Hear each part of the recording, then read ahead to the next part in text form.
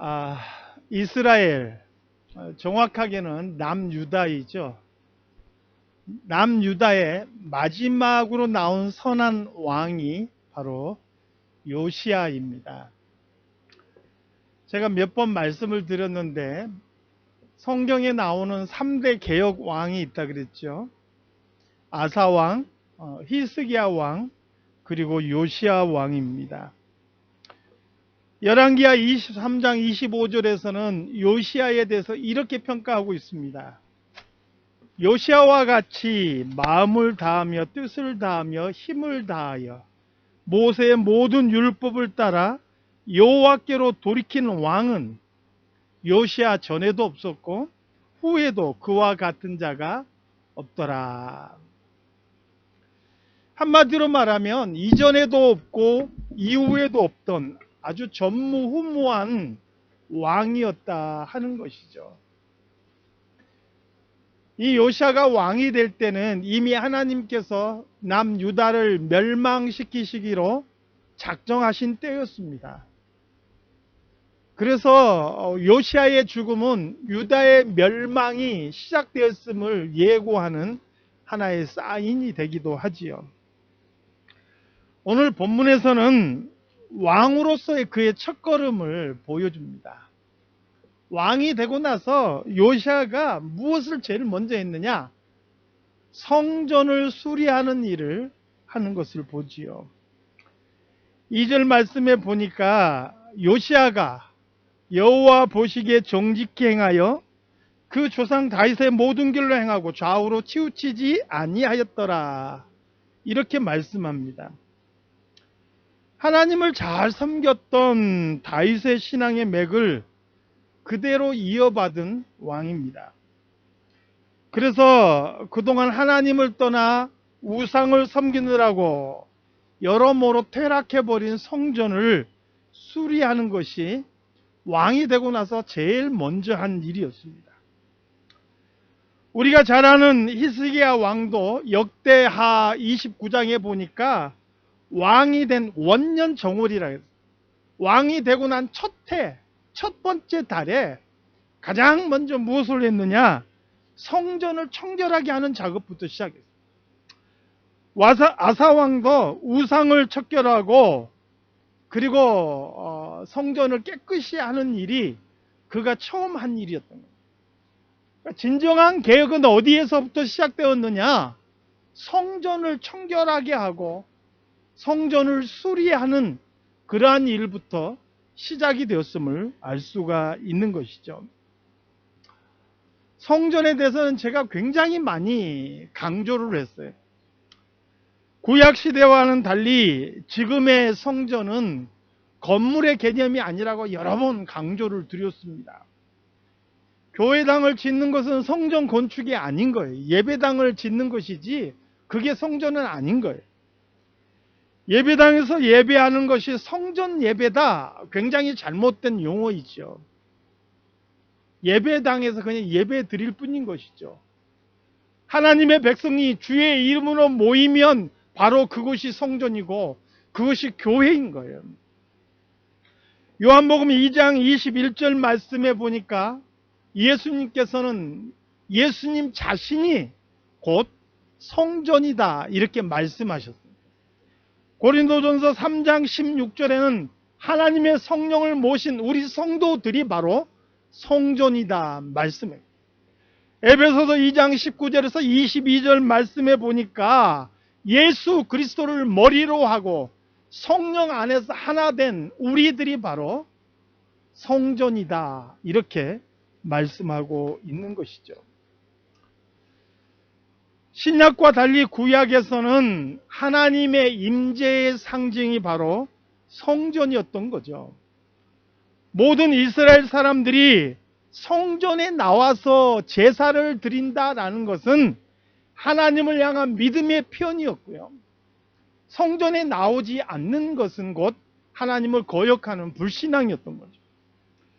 이스라엘 역사에 있어서 하나님에 대한 신앙이 퇴보한 것은 성전에 대한 무관심으로 나타나고요. 결국 성전이 낡아지고 무너지고 퇴락하는 그런 일들이 벌어지게 된 것이죠. 요시야는 하나님을 사랑하는 사람이었어요. 하나님을 사랑하는 그 마음이 어떻게 나타나느냐? 낡아지고 퇴락한 성전을 깨끗하게 수리하는 것으로 나타나는 것이죠. 그렇다면 이 시대, 오늘 우리가 살아가는 시대에 성전 수리라는 것은 무엇을 의미하는 것일까요? 진정한 개혁이라는 것은 교회가 세상을 바꾸는 게 개혁이 아니에요. 성경에 보면 모든 개혁은요, 세상을 바꾸는 것에서 시작되지 않았어요. 오늘 요시야도 그렇고요, 아사왕도 그렇고 히스기야도 그렇고, 정말 진정한 개혁은 성전을 청결하게 하고 수리하는 것부터 시작됐단 말이에요. 오늘날 이 시대는 교회가 세상을 바꾸려 들이기 때문에 문제가 생기는 거예요. 요시야 당시 이스라엘의 신앙 상태는요, 혼합주의가 판을 치던 시대이죠. 겉으로는 하나님의 백성입니다. 그러나 속으로는 가나안 땅에 정착해 살면서 그 땅에 사는 사람들의 문화와 사상과 또 그 사람들의 생활 양식을 그대로 받아들였어요. 심지어 그들이 섬기는 우상까지 받아들인 거예요. 그래서 가장 심각했던 게 바로 제사의 혼합주의인 거죠. 북이스라엘의 초대 왕이었던 여로보암이 무슨 일을 했나요? 남과 북으로 이스라엘이 갈라지고 나서 그가 가만히 생각해 보니까 이스라엘 모든 성인 남자는 1년에 3번씩 성전으로 가야 되거든요. 하나님 앞에 보여서 그곳에 모여야 되거든요. 1년에 3번씩 그들이 성전으로 가게 되면 이 이스라엘 백성들의 마음이 남유다, 예루살렘 성전이 있는 남유다로 돌아설 것을 염려했어요. 그래서 여로보암은 단과 베델에 금송아지를 만듭니다. 그리고 레위 사람이 아닌 일반 사람들을 제사장으로 세워서 그곳에서 제사할 수 있도록 그렇게 만들어놔요. 백성들에게 그렇게 선언하죠. 너희들이 이제는 성전에 갈 필요 없다.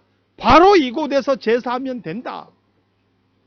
성전에 가지 않고 엉뚱한 장소에서 금송아지를 대상으로 그것이 하나님이라고 말하면서 그렇게 제사가 혼합되게 된 거예요. 이게 여로보암의 정치적인 술수였던 거죠. 그것뿐만이 아니죠. 남유다와 북이스라엘 공이 산당 제사가 유행하고 있었어요. 이 산당이라는 것은 뭐냐면 이 가나안 땅 사람들이 그 땅의 신들에게 제사하던 장소예요. 그런데 이스라엘 백성들이 제사를 드리려면 예루살렘까지 가야 되잖아요. 이게 너무 불편한 거예요. 그래서 편리함을 위해서 이 산당에서 제사를 드리게 되었다 하는 것이죠. 우리가 알고 있는 솔로몬의 일천 번제 기억하실 거예요. 솔로몬의 일천 번제조차도 기브온에 있는 산당에서 드려졌으니 말 다 한 것이죠. 역대 개혁왕으로 일컬어진 아사왕이나 또 히스기야 왕도 이 산당을 완전히 없애지 못했어요. 그런데 요시야는 이 산당뿐만 아니라 과거 여로보암이 세웠던 이 베델의 이 신상과 그 베델의 제단까지도 다 없애고 부수고 깨끗이 청결하게 하는 그런 일을 감행하는 것이죠. 사랑하는 성도 여러분, 오늘 이 시대에도요, 진정한 개혁은 세상을 향해서 이루어지는 것이 아니라 우리 안에서, 먼저 내 안에서, 그리고 교회 안에서 하나님을 향한 바른 믿음과 바른 예배가 회복이 될 때 이루어진다는 것을 기억하시기 바랍니다. 코로나19 상황에서 우리는 여러 가지 불갑을 이전과는 다른 형태의 예배를 드리게 되었습니다. 저희들은 교회 주차장에 모여서 드라이브인 예배를 드리고 있죠. 많은 교회들이 온라인과 또 영상 예배를 시도하고 또 그렇게 드리고 있습니다. 이것은 어쩔 수 없는 상황에서의 선택이죠. 최근에 다시 현장 예배가 시작되었지만 많은 사람들이 두려워합니다. 그래서 제가 이 지역에 있는 교회들을 다 리서치해 봤지만 출석률이 50%밖에 되지 않아요. 많은 사람들이 두려움 때문에 나오지를 않는 거죠. 어느 면에서 충분히 이해가 가는 요소이기도 합니다. 문제는 뭐냐? 그 상황이 편해져서 나오지 않겠다는 사람들이 생겨난다는 거예요. 아니, 목사님, 집에서 영상으로 또 온라인으로 예배드리니까 굉장히 편합니다. 굳이 뭐 교회 갈 필요 뭐 있습니까? 집에서 온라인으로 영상으로 예배드리고 헌금 제가 안 빼먹고 온라인으로 제가 붙여드리겠습니다. 이렇게 말하는 사람들이 생겨난 거예요. 얼마나 편한지 몰라요. 이러한 편함에 익숙해져서 이제는 굳이 교회에 나갈 필요가 있겠느냐, 이렇게 말하는 사람들이 생겨나게 된 거예요. 이런 사람들은 코로나19 상황이 종료돼도 교회에 나오는 것이 힘들어지게 될 거예요. 사랑하는 성도 여러분, 신앙의 타락은 편리함과 이익을 추구하는 데서 오게 되는 거예요. 우리가 편안함을 추구하고 이익을 추구하게 되면 신앙이라는 것은 반드시 타락하게 되고 변질되게 된 거예요. 왜 이스라엘의 산당 제사가 유행하게 됐습니까? 그들이 성전까지 가는 게 너무 불편한 거예요. 편리하게 제사할 수 있는데 굳이 성전까지 갈 필요가 있겠느냐, 이렇게 생각했다 하는 거예요. 사랑하는 성도 여러분, 히브리서 10장 21절 말씀에서 21절 이하의 말씀에서 히브리서 기자는 성도들에게 이렇게 권면합니다. 우리에게 큰 제사장이 계시다는 거예요. 그분이 누굽니까? 바로 예수 그리스도였어요. 바로 이 예수 그리스도를 향한 온전한 믿음으로 하나님께 나아가자, 이렇게 제시를 하고 있어요. 그리고 하나님께 나아가는 세 가지 중요한 방법을 소개하고 있어요. 첫 번째가 뭐냐? 우리가 믿는 도리의 소망을 움직이지 말고 굳게 잡아야 된다는 거예요. 지금까지 말씀을 통해서 우리가 알고 믿었던 그 믿음이 상황에 따라 환경에 따라 움직여서는 안 되는 거예요. 여전히 변함없이 그 믿음을 굳게 잡아야 하는 것이죠. 두 번째는 뭐냐? 서로 돌아보아 사랑과 선행을 격려해야 되는 거예요. 어렵고 힘들수록 서로 돌아보고 사랑과 선행을 격려해야 된다는 것이죠. 마지막 세 번째는 뭐냐? 모이기를 피하는 어떤 사람들의 습관과 같이 하지 말고 오직 권하여 그날이 가까움을 볼수록 더욱 그리하자. 주님 오실 때가 가까워질수록 모이기를 피하는 일들이 생겨날 거예요. 앞으로는 온라인 교회도 생겨날 것이고요. 가상현실이 실현되면은 가상현실 안에서 교회도 생겨날 것이고요. 사람들이 굳이 모이지 않아도 기기에 접속만 하면은 거기에서 예배할 수 있는 그런 환경이 될지도 몰라요. 앞으로 시대가 흘러갈수록 점점 그런 시대가 우리 앞에 펼쳐질지 몰라요.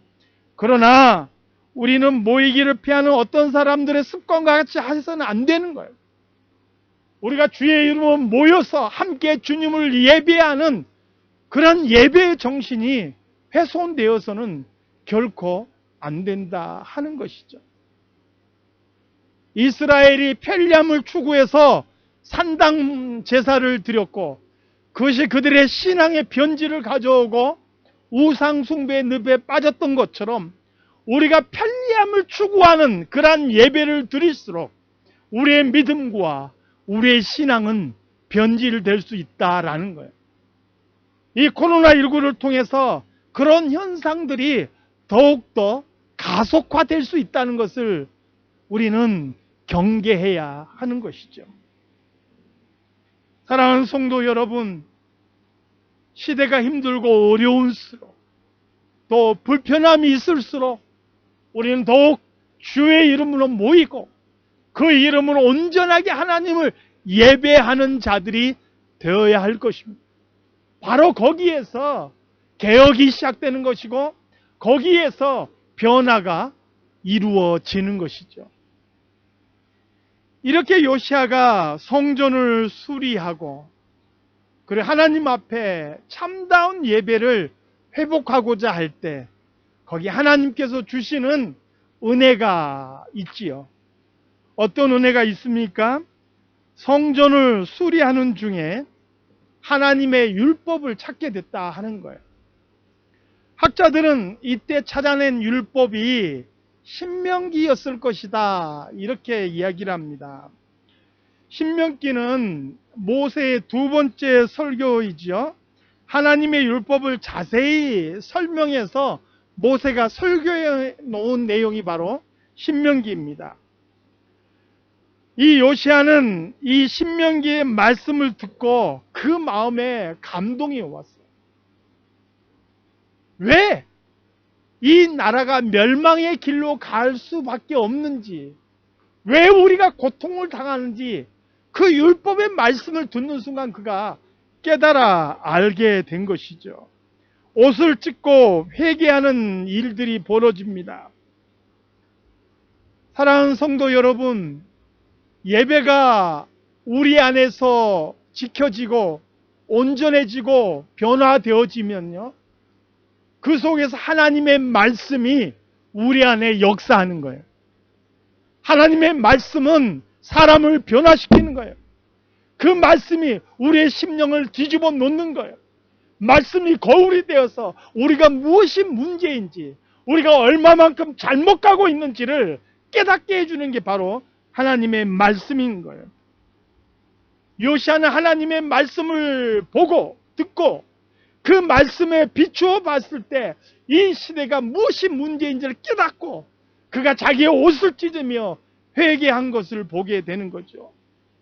이로 인하여 유다 전 왕국에 큰 개혁과 부흥의 바람이 일어나는 것을 보게 됩니다. 말 그대로 이전에도 없었고 이후에도 없었던 그런 개혁이 일어난 것입니다. 하나님의 말씀이 이것을 가능케 했습니다. 하나님을 사랑하는 자에게 주시는 하나님의 은혜인 것이죠.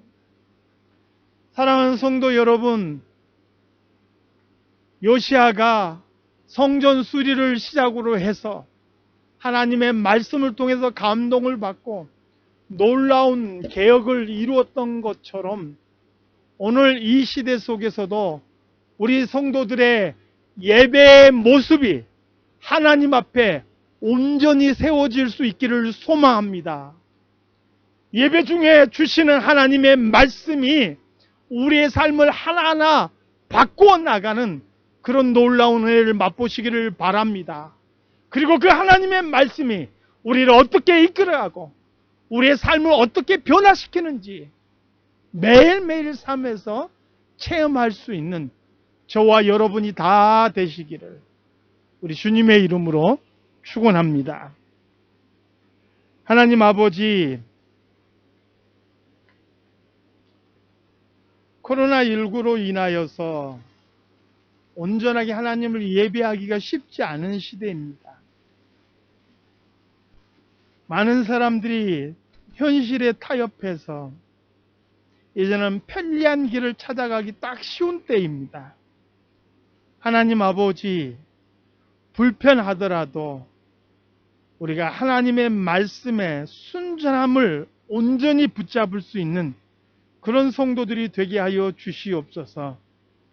하나님의 말씀이 우리를 이끌어 가시게 하고 그 말씀으로 인하여서 우리의 삶이 한 걸음씩 한 걸음씩 변화됨을 맛볼 수 있는 우리 모든 성도들이 되게 하여 주시옵소서.